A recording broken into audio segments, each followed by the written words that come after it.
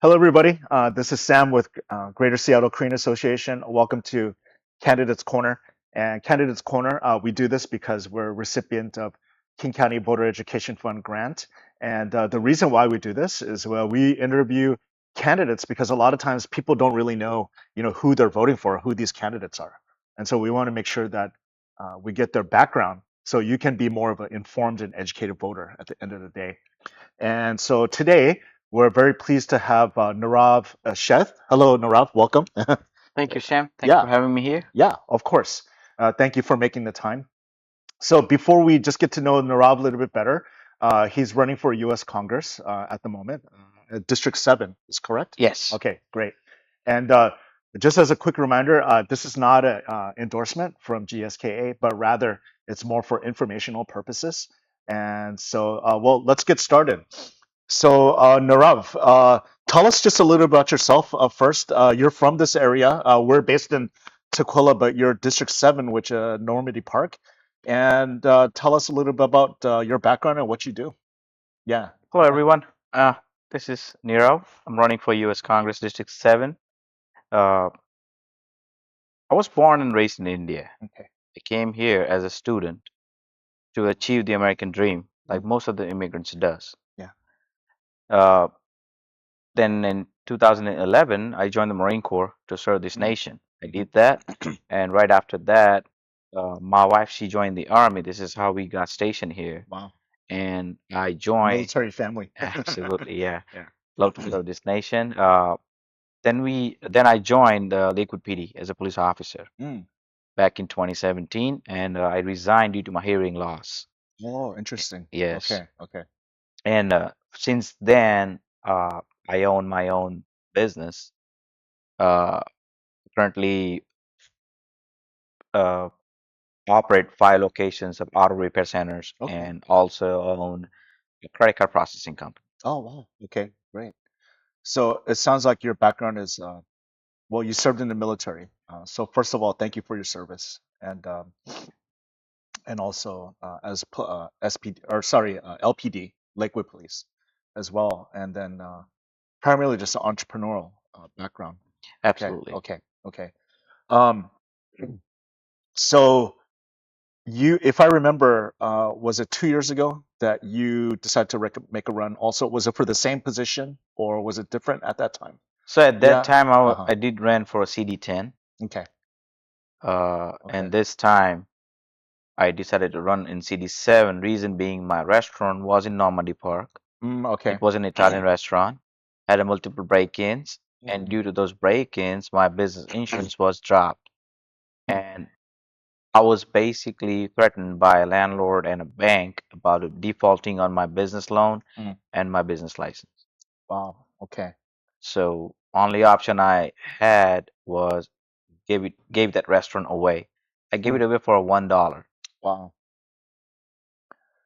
So I want to get into that a little bit later about kind of the needs of our small businesses here locally because we need our small businesses to thrive and Absolutely. do well. I want to get into that, but so at the moment you're running for U.S. Congress. So when you say CD, just for our audience, that's congressional district, District. right? So when you talk about state and local, that would be LD or legislative district. But in this case, Narab is running for U.S. Congress, so for It's at a the national level, federal level, yeah, yes. federal level, and so we would call these CDs or congressional districts. So where Narav is CD 7, Congressional District 7, Normandy Park. So this is what he's talking about.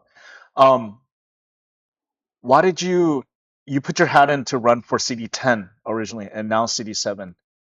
Why did you decide to make a run again? Kind of what are the needs of CD7 and your district that are really compelling you to say like something needs to be done and I need to run here again? Yeah. Why? Yes. Yeah. So 2 years ago, I basically tried to join the movement for the political world. Okay. There was lots of issues going on right now. This is Hmm. the reason we have a small businesses are leaving, even the big corporations are leaving in Okay. King County specifically. Okay. Uh, the homelessness issue, the break-in especially, all businesses needs to support each other. Mm. And those break-ins were not getting addressed properly by the local leaders. Hmm. That was the reason I joined the CD10 rest last time, but this time it's personal for me. Okay. CD7, the Can you Congressional explain that? District Yeah. 7, Yeah. my restaurant was in District 7 Okay. in Normandy Park. Okay. I was begging to get help. Hmm. My business insurance were dropped. I was basically on the verge of a bankruptcy for that company. Hmm. I had to get let it go for $1, but it was a $500,000 restaurant. Mm. I had 6 employees who lost their job. Mm. Only thing I was asking that I need a support. I need someone that who can rectify these issues and get my business insurance back so I can get back on my feet. My business thrives and just pay my bills and my employees pay their bills. That's the only thing I was asking. But nobody heard me. Hmm. And that is the reason I decided to run for CD7. Interesting. You would, so based on your story, you would think that if you're doing a cry out for help, that there would be some courtesy to at least respond. So why was there no response? That's what I'm kind of curious about. And is it kind of a mm, discrepancy in the system, or Uh, can you speak to that a yes, little bit? Because that the reason why I asked that is because that's a real issue. Because there's you're not the only small business owner. yes. There's many out there, especially in that district, and it's very diverse. Probably our most diverse. Let, And so yeah. let me give you the example. Okay. Yeah. Break-ins Okay. for $100 to steal $100 from a till. Okay. They they're breaking in doors and windows, which cost thousands of Right. dollars. Right. So many small business owners they know about this story Mhm. that for a fraction of a money they're costing thousands of dollars, Yeah. and you have to notify a business insurance. This is why we have the insurance, and it happened 4 times in a year. Mm. So what they think it's they're not making money because obviously they also in here for the money. It's a business. And if I'm paying $300 a month for the business insurance, but it costing them probably 15 to $20,000 a year to Yeah. paying the damages, or that's not a positive business model Of for course. them. Yeah. Of course. So they dropped me. Mhm. Same thing is happening with a lot of business owners in downtown Seattle area as well. This is why you can see, especially in Chinatown area, a Yeah. lot of small businesses are they're leaving. Mm. And I was there a few weeks ago, and the street you named, the 12th and 12th and Jackson, Jackson. there Yeah. used to be a big Yeah. Vietnamese grocery store, Right. really big one. I used to go there. The Viet Hoa, I think, Yeah, Viet or Vai, one of those. Yeah. one of Mhm. those. They what happened? I think there was a fire, I uh, heard about it. Yeah. and they Yeah. had to tear down the whole building, Mm. so it's not there anymore. Okay. And as soon as I was there last week, and I saw a bunch of homeless people Okay. in front of the street. Nobody's listening. Mm. Small businesses are struggling. Only thing we are here You're to pay speaking from the taxes. small business Yes, perspective. small Okay. business Okay. perspective. Okay. Yeah. We are just here to pay taxes. Uh huh. A lot of taxes getting taxed on a small businesses, Yeah. B&O taxes, LNI taxes, employer taxes. But in return, we're not even getting the guarantee of a safety. Mm. Everybody's crying out loud, especially the small business owners. Mm.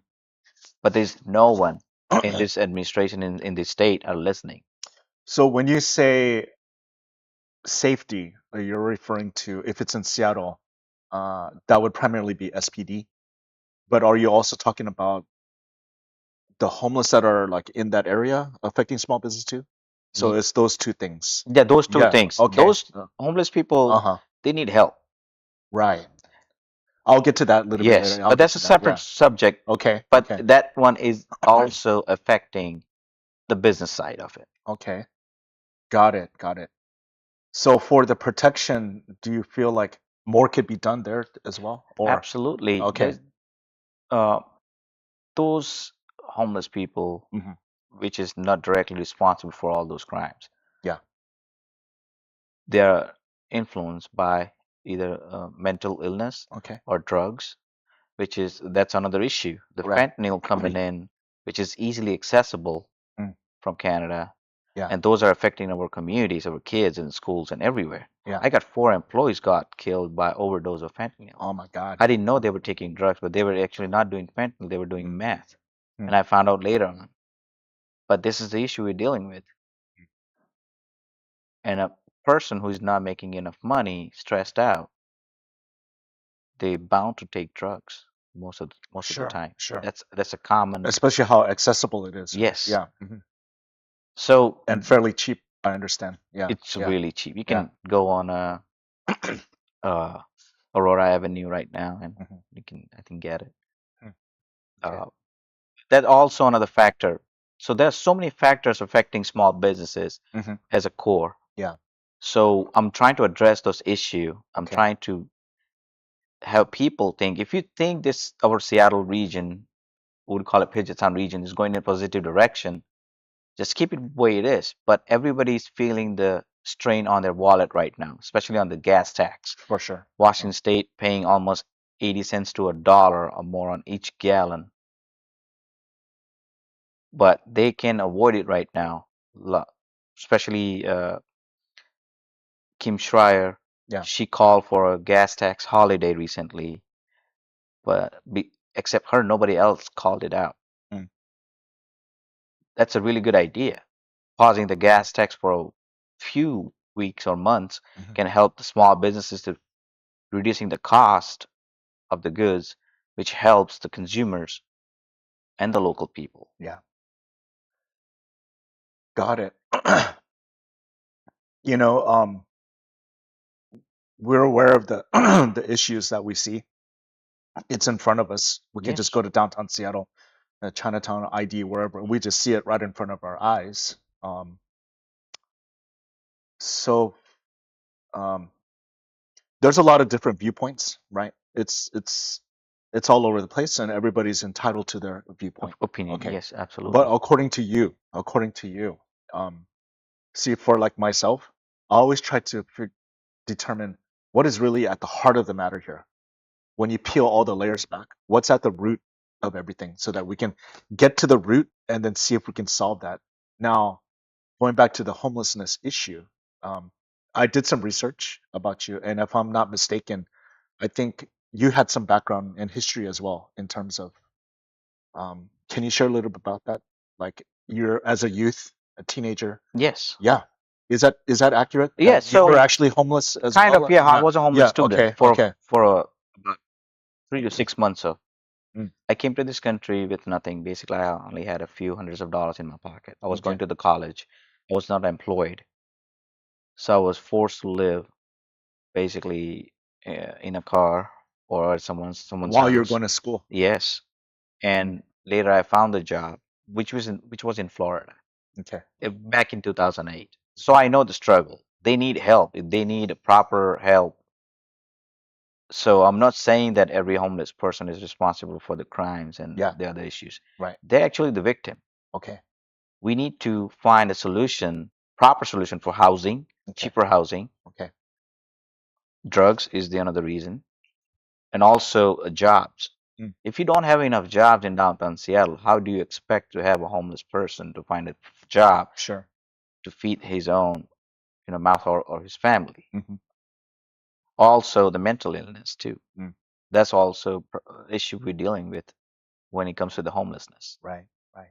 So there's so many factors into it. Okay. Easy, accessible drugs. There's no accountability when it comes to the the homelessness and the crime related to drugs with it. Right. So as a solution, we need a cheaper housing. Okay. A That, homeless person that's who, what I was going to ask you. yes, Yeah. What do we really need to, in your yes. opinion? Yeah. So we need a cheaper housing. hmm Also, when it comes to the commute, hmm when it comes to the downtown Seattle, Yeah. we have a parking issue. Everybody knows about it. hmm For easy, accessible transportation, we do have a lot of uh, the light rail stations. hmm And if we can build a high rise within 5 blocks of that, like New York has it, So go up up and instead of cheaper. Yeah. cheaper. Yeah. Yeah. So we can have a parking, hmm we can have a retail, Okay. we can have a couple of floors worth of cheaper housing for Hmm. the people who's Right. struggling or willing to work. Right. And after that, you can have a high-end Mm. building, apartments. Right. So the housing is one thing, but also the you talked about the mental illness and the drug addiction. So perhaps there should be a road to recovery Yes, for that's the rehabilitation yes. of that. Okay. So 5 strikes Five strikes. or Okay. 3 strikes, Okay. and you go to 6 months mandatory rehab. I think that will be Got it.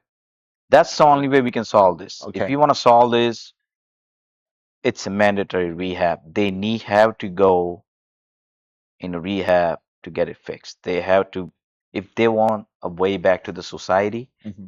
as a responsible citizen, Yeah. we have to forcefully help them. Mm. There's no such a thing that do you want to go or not? Yes, no. 3 strikes, drug related issues, either crime or anything, you go to rehab, 6 months mandatory. And after that, we can create a programs when they So can you get a make that job. mandatory. Yeah. Yes, Okay. I Okay. think that will be that's the only way we can do it. Mm. A lot of states has it. And so right now for Washington State, that's not mandatory. No, that's not. Mm. So None of the local politicians supporting that, but people want it. let me ask this then: if we did, let's say hypothetically, we did make it mandatory in Washington State, do we currently have the capacity to be able to? No, Okay, a lot of mental so health we need to facilities. build that Yes, infrastructure too. Okay, a yeah, lot of mental health facilities were shut down in a few years. Why do you think we have a sudden growth in homeless people in recent years? because the capacity to house them Yes, must have gone somewhere. Yeah, yes, yeah. it's gone. Funding were gone. Mhm. At the same time, they were getting not a help, but I would say from the other states because they're seeing this is the an attractive spot for the homeless people. Mm, They were easy accessible drugs. That is the main reason. I see. Mm, I see. I don't want to get too much into the weeds Yes, about the current drug because yes, that's there's all kinds of theories that's about that. all kind Yeah, of issues that right, I'm with right. you. Yeah, We need to yeah. solve what we have in front of us. Like right now, everybody's keep talking, especially the local politicians talking about Mm, Trump, Trump, Trump. yeah. President Trump will be out of the office in 2.5 years, Hmm. approximately. Yeah. Okay? But right now, the policies we have, which destroying the economy, destroying the school education system, they're taxing the heck out of every small businesses. Yeah. Those effects will last for next 20 years or more. Mm. So whatever's happening in Washington, D.C., it's not directly affecting right now here, but whatever is happening here is affecting everyone's daily lives, everyone's wallet. Your paycheck is going higher, but at the same time, the cost of living is going through the roof. Yeah. Yeah. Okay. Thank you for sharing, Nirav. And so, I want to switch gears a little bit, Yeah. and it's very, there's all sides and all views of individuals and how they kind of, we all skew politically. But I think, and everybody has a right to believe, right? That's why Absolutely. this is This is, America. Yeah. yeah, First Amendment, man. I mean, Yeah. First Amendment. the Exactly. real freedom you Right. got to taste. This is here. This is here. Yes. Yeah. Yes. And so, but I guess for us, for GSKA, uh, you know, what's more important is to, especially for our youth and next generation, get involved, learn, educate, and just go out and get out the vote and get involved in your community. And so I'm come from immigrant family. You come from immigrant family. You've been there. You can speak to homelessness, for example. You can speak to small business empowerment because you did it from the ground up for our youth, okay? Our youth of color, our AA and HPI community. Can you give them encouragement why we should get involved? Yeah. Why this is so important? Yeah. It's two simple words, American Okay. dream. Okay. This is the Explain that. reason. Yeah. Yeah. Yes, Yeah. American dream. Okay. From nothing to currently a multiple business owner. Hmm. That journey, roughly around 15 to 16 years of journey, Okay. which is achievable. Back in India, no. I wouldn't be able to do that. Hmm. This is a land of opportunity. Okay. Even And it's still. even still, yes, Okay. people are still thriving. Okay. They still have a dream to be a business owner. Okay. They have a dream to own a house. So those dreams are still alive. We just have to preserve it, especially for the next generation we talked about. Yeah. Because the current situation, the economy, the taxing, the amount of businesses are living in Seattle region, uh, the cost of living, the way it's going on, I don't think so. With you making $150,000 a year, you will be able to afford a house in downtown Seattle area. Yeah. That's a reality we're dealing with right now. Hmm. The average rent for a one bedroom in this region is about between $2,200 to Yeah. $3,000. Crazy. So Hmm. raising the minimum pay will not help. We have to understand. That's the next generation needs to understand. Reducing the cost of living will help. And this is how we do it, supporting small businesses, especially from the government side. Hmm. Encourage them to owning a business because of all hoops and loops we have going on, especially the young generation. They are not willing to deal with those issues. Okay. So many taxes you've been taxed on. Hmm. Cost of goods going getting high because of the fuel taxes and it affecting everyone's daily life. So money, the affordability, and teaching kids about managing financials, teaching about the judicial system, how it works, especially for the immigrants. Lots of programs out there. Small business administration, getting a loan easier. It's easy to get a loan, encouraging them to own a business if they have the dream. So there's so many ways we can do it. The programs are out there, but they're not easily accessible because of the amount of knowledge. So those foreign born or immigrants, families or generations coming in here, they all need to basically put their perspective into the American dream, like achieving what's possible. Hmm. Anybody can do. If I can do it, then anybody can do it. Yeah.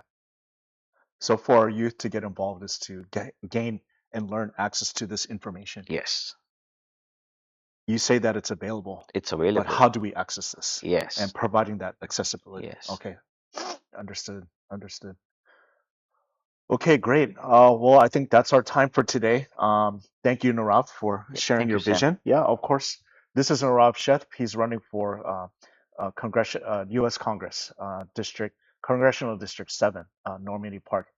So finally, Nirav, can you share a little bit about how our viewers can support you? Do you have a website? Yes, You can share. yes, Yeah, definitely. yeah. You guys can support me going on chefforcongress.com, which is SHETHFOR Congress.com. And any amount of support will be appreciated. I'm just trying to preserve the American dream. That's it. Nothing more. It's not about being in politics or not. It's about for the future generation. Okay, thank you.